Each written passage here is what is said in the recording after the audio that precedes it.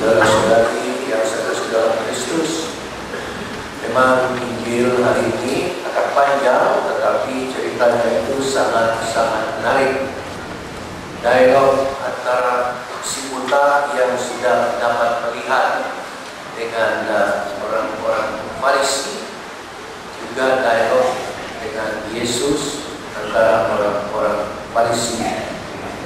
Nah, saudara-saudari, hari ini bagi saudara-saudari kekristenan dalam tobat kali kedua ini, Tuhan ingin mengajar kita bahwa pentinglah supaya kita mau berusaha percaya.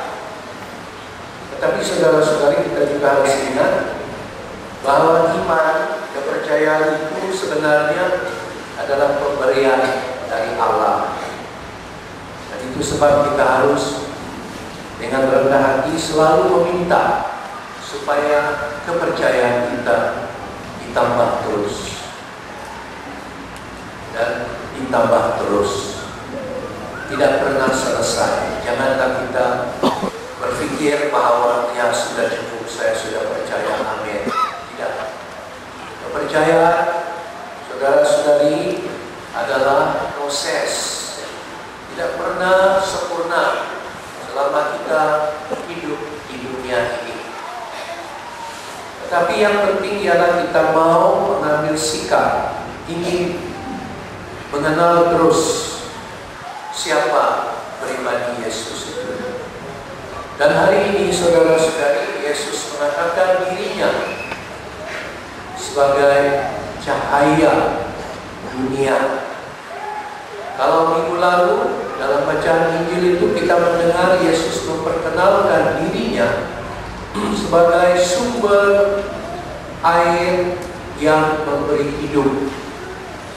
Dalam Injil itu kita dapat merenung bagaimana dalam hidup kita sehari-hari, dalam perjalanan hidup kita ini, kita selalu mempunyai kehausan, keinginan yang tidak pernah dapat disempurnakan oleh apapun di dunia ini.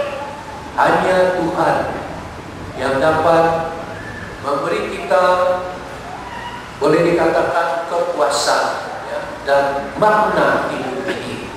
Seperti mana dikatakan oleh kesaksian Santo Agustinus, manusia dicipta oleh Tuhan dan dia tidak akan mengalami kedamaian, kesempurnaan selagi dia bertemu dengan Allah, selagi dia mengalami Allah, Tuhan dalam hidupnya.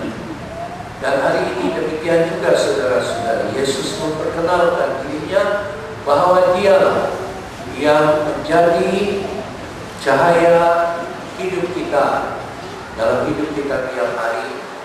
Dan kita perlu percaya kepada Dia, walaupun mungkin susah bagi kita untuk memahami, tetapi yang penting ialah sikap menyerahkan diri kepada Yesus, seperti sikap yang ada pada orang buta itu. Dia telah percaya kata-kata Yesus, "Pergilah, basuhkan dirimu di kolam Siloam." Dan dia pergi dan dia disembuhkan dari kebutaannya. Tetapi sikap orang-orang Farisi itu, mereka berkeras terus.